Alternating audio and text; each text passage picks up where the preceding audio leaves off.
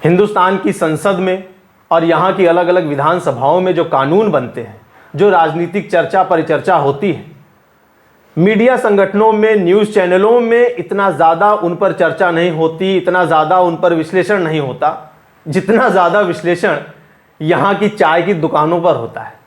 10-20 लोग बैठकर उस पर बहुत गहन चिंतन करते हैं, बहुत गहन विश्लेषण करते हैं।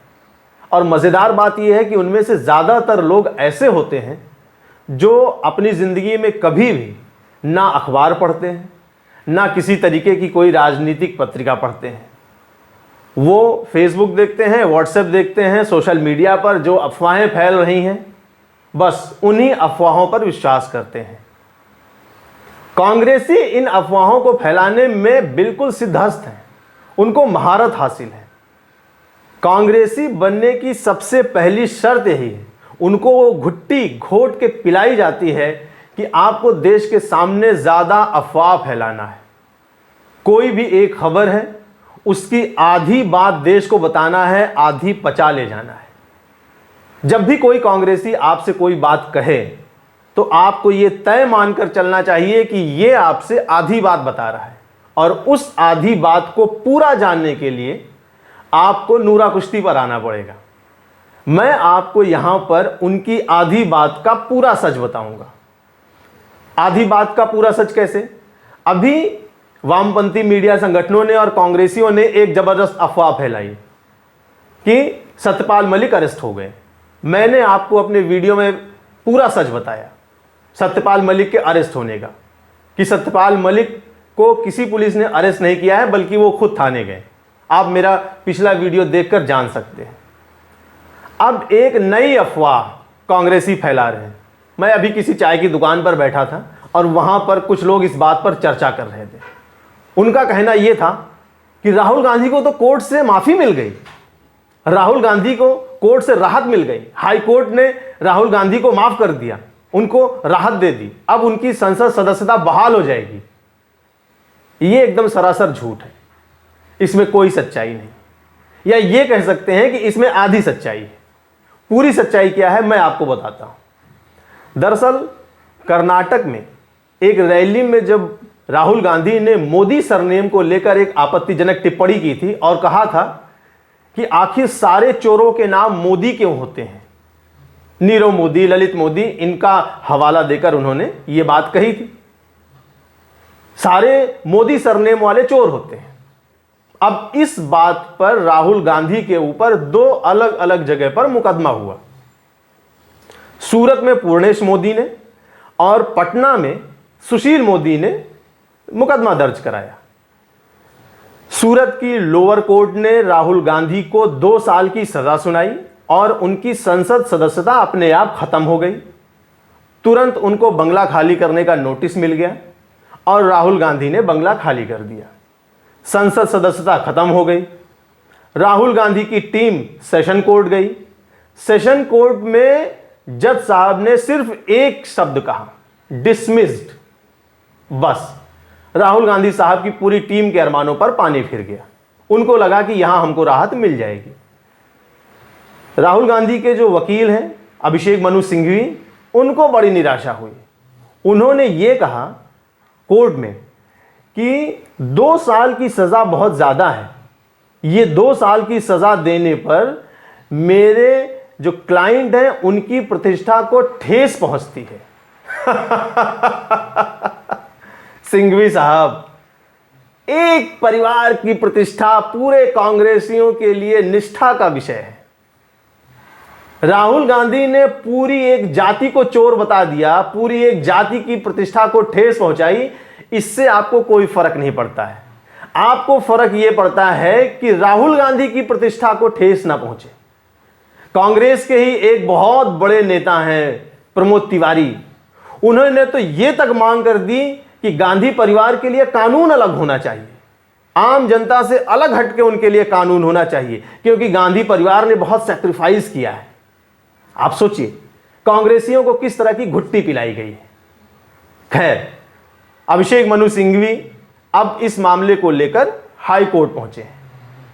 अब दूसरी बात यह है कि सुशील मोदी ने पटना के एमपी एमएलए कोर्ट में जो मुकदमा दायर किया था, उसमें राहुल गांधी को 25 तारीख को व्यक्तिगत रूप से पेश होकर अपनी बात कहना था, आदेश दिया गया था।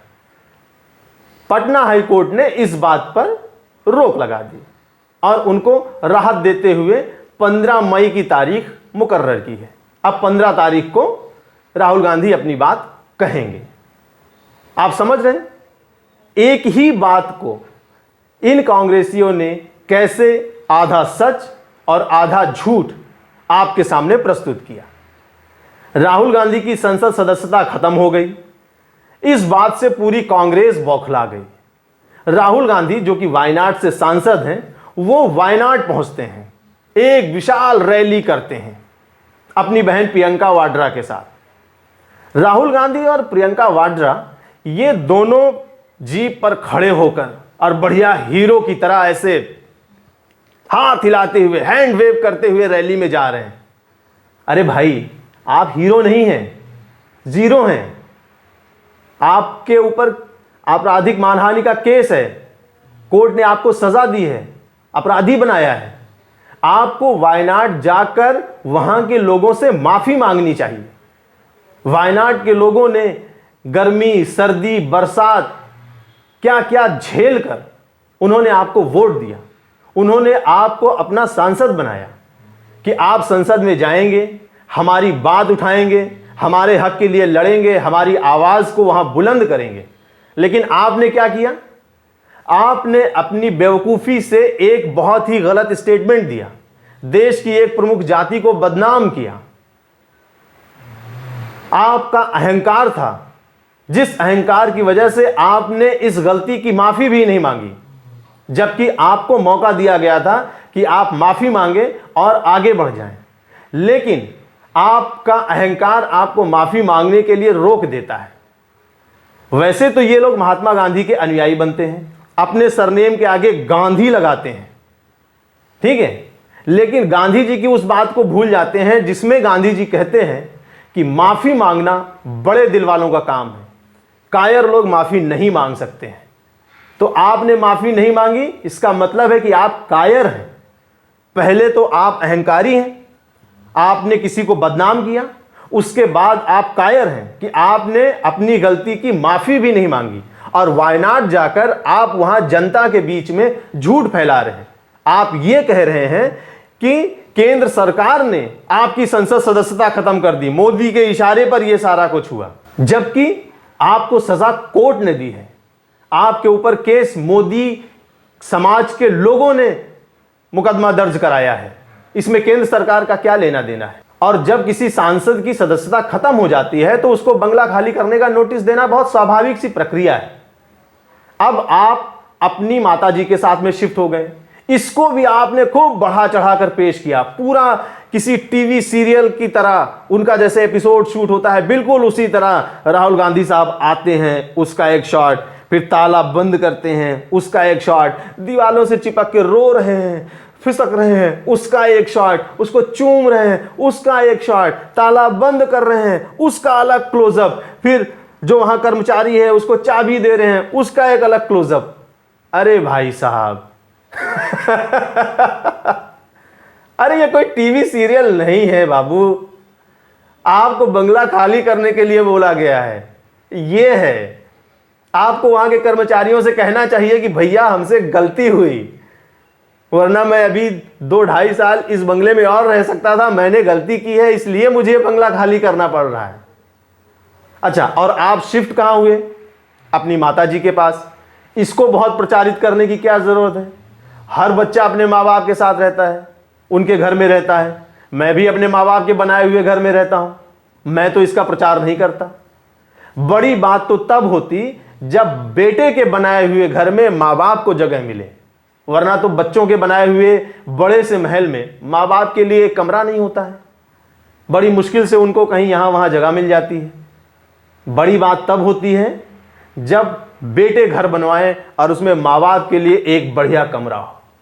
माँ बाप के घर में तो बच्चों के लिए अलग अलग कमरे होते ही हैं। तो सोनिया गांधी तो माँ है, बेटा जब फुटपाथ पर आ जाएगा तो माँ का तो दरवाजा बच्चे के लिए हमेशा खुला है। आप माँ के साथ शिफ्ट हो गए, इसको प्रचारित करने की क्या जरूरत है। लेकिन नहीं, आप प्रचार के भूखे हैं। आपको अपनी गलती के लिए भी प्रचार चाहिए। माफी नहीं मांगेंगे, प्रचार करेंगे। देश की जनता सब जानती है। सोशल मीडिया का जमाना है, इंफॉर्मेशन टेक्नोलॉजी का जमाना है। देश की जनता को पता है, वायनाड के लोगों को भी पता है कि आप क्या करके यहां आए हैं। ठीक है, तो अगला चुनाव जब आप वहां से प्रियंका वाड्रा को लड़ाएंगे, जो कि संभावना ज्यादा दिखती है, तो वायनाड की जनता यह तय करेगी कि आपके साथ, आपकी पार्टी के साथ और आपके जो प्रत्याशी हैं उनके साथ क्या करना है। फिलहाल अगर आप देश की जनता के सामने आधा सच बताएंगे तो पूरा सच बताने की जिम्मेदारी हमारे ऊपर है।